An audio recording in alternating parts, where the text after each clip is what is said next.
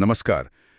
आज हम बात कर रहे हैं हेक्टर गार्सिया और फ्रांसिस्क मिरालेस की किताब इकिगाई पर। ये किताब है दीर्घायु और सुख का जापानी रहस्य के बारे में। हम इसे गहराई से समझने की कोशिश करेंगे, देखेंगे कि क्या आइडिया है और हमारे लिए क्या काम का है इसमें। तो सबसे पहले शुरू करते हैं, ये इकिगाई आखिर है क्या? हाँ, इकिगाई ये एक जापानी शब्द है। जिसका मतलब हुआ जीने की वजह। बिल्कुल, या कह सकते हैं वो कारण जिसके लिए आप रोज सुबह उठना चाहें।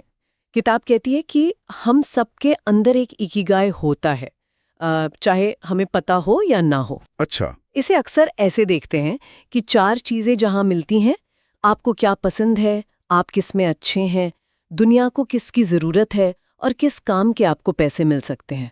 इनका जो संगम है वो दिलचस्प। और ये किताब सिर्फ फिलॉसफी नहीं है ना, इसमें तो मनोविज्ञान, लाइफस्टाइल और यहाँ तक कि ओकिनावा के शतायु लोगों के इंटरव्यू भी हैं। एग्जैक्टली। और ओकिनावा का जिक्र बहुत जरूरी है।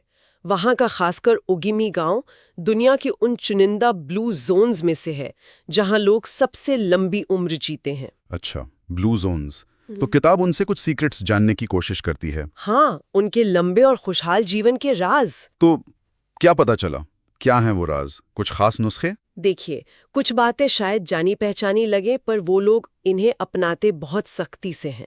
जैसे एक है हारा हाची बू। हारा हाची बू, ये क्या है? इसका मतलब है पेट सिर्फ 80% भरना, मतलब कभी ठूस कर नहीं खाना। ओह, अच्छा, कम खाना। हाँ, और दूसरा लगातार हल्की फुल्की कसरत, बहुत भारी नहीं, बस रोजमर्रा की एक्टिविटी जैसे बागवानी करना या बस रोज टहलना। और शायद सबसे जरूरी चीज मजबूत सामाजिक रिश्ते, मतलब दोस्तियां, परिवार, समुदाय का साथ, अकेलापन नहीं। सही बात है। ये तो शारीरिक स्वास्थ्य की बात हुई, क्या मानसिक तौर पर भी कुछ खास है उनमें? बिल्कुल, एक बहुत बड़ा फैक्टर है कि बुढ़ापे में भी जीवन में कोई मकसद, कोई इकिगाई होना। यानी रिटायरमेंट के बाद भी एक्टिव रहना। हाँ बिल्कुल, वो लोग खाली नहीं बैठते, किसी ना किसी काम, किसी शौक में लगे रहते हैं। इससे उन्हें लगता है कि वो जुड़े हुए हैं, सक्रिय हैं। इसी जुड़ाव और सक्रियता से किताब में एक और बात है, फ्लो की अवस्था। हाँ, फ्लो। ये क्या चीज है? फ्लो मतलब वो मानसिक स्थिति जब आप किसी काम में इतने मग्न, इतने फोकस्ड हो जाते हैं कि आपको समय का, आसपास क्या हो रहा है, इसका ध्यान ही नहीं रहता। आप बस उस काम में पूरी तरह खो जाते हैं। आजकल ध्यान भटकना तो बहुत आम बात है, तो ये फ्लो खोजना तो मुश्किल होता होगा ना? सही कहा आपने। शायद इसीलिए किताब ये सुझाव देती है कि ऐसी एक्टिविटीज ढूंढनी चाहिए जिनमें आप नियमित रूप से फ्लो महसूस कर सकें। ये पहले से ज्यादा जरूरी हो गया है अब। वो कोई काम भी हो सकता है, कोई हॉबी या समाज सेवा, कुछ भी जिससे आपको वो गहरी संतुष्टि मिले। किताब में तनाव सहने की क्षमता, मतलब रेजिलियंस पर भी जोर है। विक्टर फ्रैंकल की लोगोथेरेपी का जिक्र है। लोगोथेरेपी? हाँ, फ्रैंकल का मानना था कि अगर जीवन में कोई गहरा अर्थ या उद्देश्य हो तो इंसान बड़ी से बड़ी मुश्किल भी झेल सकता है। यही उद्देश्य ताकत देता है। अच्छा, तो क्या किताब कुछ रोजमर्रा की आदतें भी बताती है जिनसे हम अपना इकिगाई ढूंढने की तरफ बढ़ सकें? हाँ, कुछ सिंपल लेकिन असरदार बातें हैं, जैसे रोज थोड़ी कसरत, हमेशा कुछ नया सीखने की जिज्ञासा रखना, दोस्तों और परिवार के साथ वक्त बिताना, प्रकृति से जुड़ना और छोटी छोटी चीजों के लिए शुक्रगुजार होना, मतलब ग्रैटिट्यूड। ये आदतें धीरे धीरे पॉजिटिविटी लाती हैं। सुनने में तो ये सब काफी अच्छा और प्रैक्टिकल लग रहा है, और किताब की भाषा भी सरल बताई जाती है ना।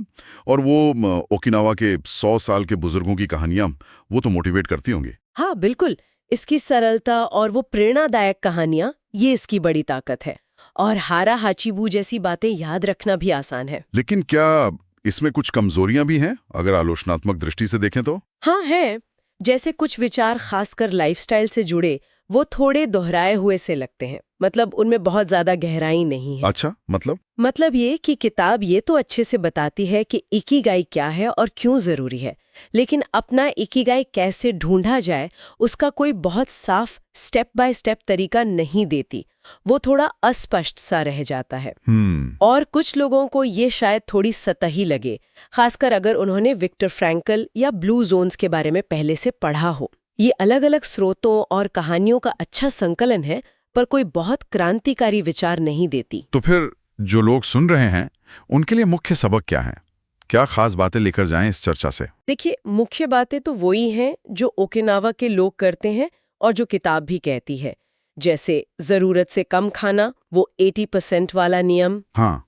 रोज सक्रिय रहना, हिलना डुलना, हम्म। लोगों से जुड़े रहना, सोशल कनेक्शन, ऐसे काम करना जिनमें फ्लो महसूस हो, जीवन में कोई उद्देश्य रखना, चाहे छोटा ही क्यों ना हो। और मुश्किलों में उम्मीद। हाँ, मुश्किलों में भी उम्मीद बनाए रखना और रोज किसी न किसी बात के लिए आभार व्यक्त करना, ग्रैटिट्यूड। और अगर रेटिंग्स की बात करें तो इसे कैसी प्रतिक्रिया मिली आमतौर पर?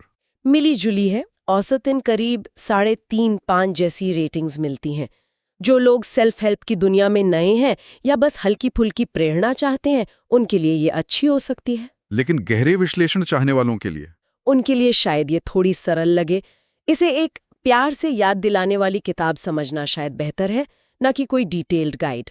तो संक्षेप में कहें तो इकिगाई किताब जीवन में अर्थ, खुशी और लंबी उम्र पाने के जापानी नजरिए का एक आसान सा परिचय है और इसमें ओकिनावा की जीवन शैली पर खास फोकस है। बिल्कुल, किताब इकिगाई को अक्सर लंबी उम्र और खुशी से जोड़ती है, पर यहाँ एक सवाल सोचने लायक है। क्या इकिगाई का मतलब सिर्फ लंबा और परफेक्टली खुशहाल जीवन जीना ही है, या फिर रोजमर्रा की जो जद्दोजहद है, आर्थिक दबाव है, जिम्मेदारियां हैं, उनके बीच भी अपने सुबह उठने का कारण ढूंढना संभव है, भले ही वो बहुत बड़ा या ग्लैमरस ना हो।